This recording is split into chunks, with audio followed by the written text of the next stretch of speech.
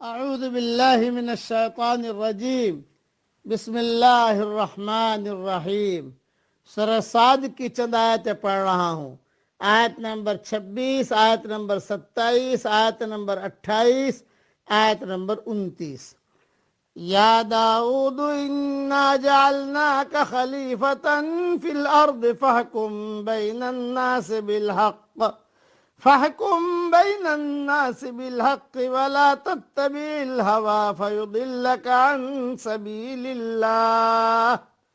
اے داؤد، ہم نے تمہیں زمین میں خلیفہ بنا دیا، تم لوگوں کے درمیان حق کے ساتھ فیصلہ کرو اور اپنے نفسانی خواہش کی پیروی نہ کرو، ورنہ وہ تمہیں اللہ کی راہ سے بھٹکا دے گی۔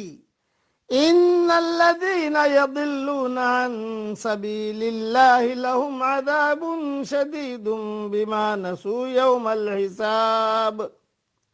یقیناً جو لوگ اللہ کی راہ سے بھٹک جاتے ہیں ان کے لیے سخت عذاب ہے، اس لیے کہ انہوں نے حساب کے دن کو بھلا دیا ہے۔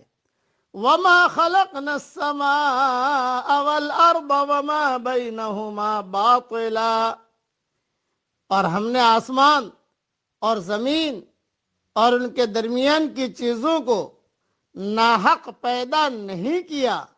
ذلك ظن الذين كفروا فويل للذين كفروا من النار۔ یہ گمان تو کافروں کا ہے، سو کافروں کے لیے خرابی ہے آگ کی۔ ام نجعل الذین آمنوا وعملوا الصالحات کالمفسدین فی الارض ام نجعل المتقین کالفجار۔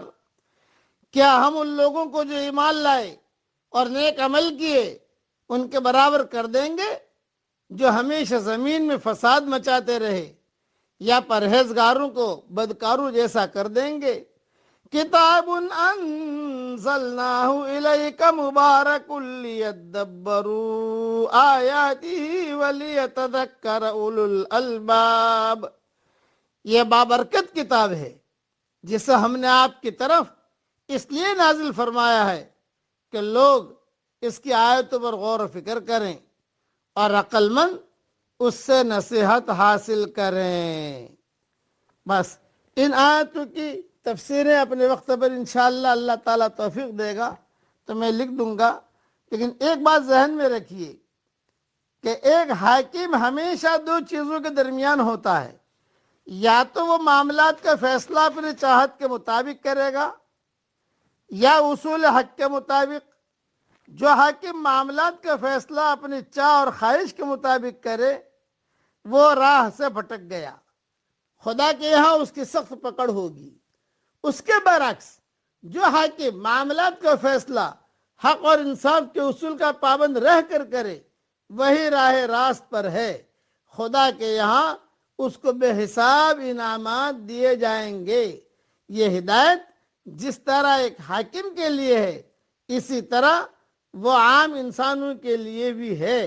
ہر آدمی کو اپنے دائرہ اختیار میں وہی کرنا ہے جو اس آیت میں بے اقتدار حاکم کے لیے کہا گیا ہے۔ گھر والا بھی جو فیصلہ کرے حکم الہی کے مطابق، پارٹنر بھی جو فیصلہ کرے حکم الہی کے مطابق، وزیر بھی جو فیصلہ کرے حکم الہی کے مطابق۔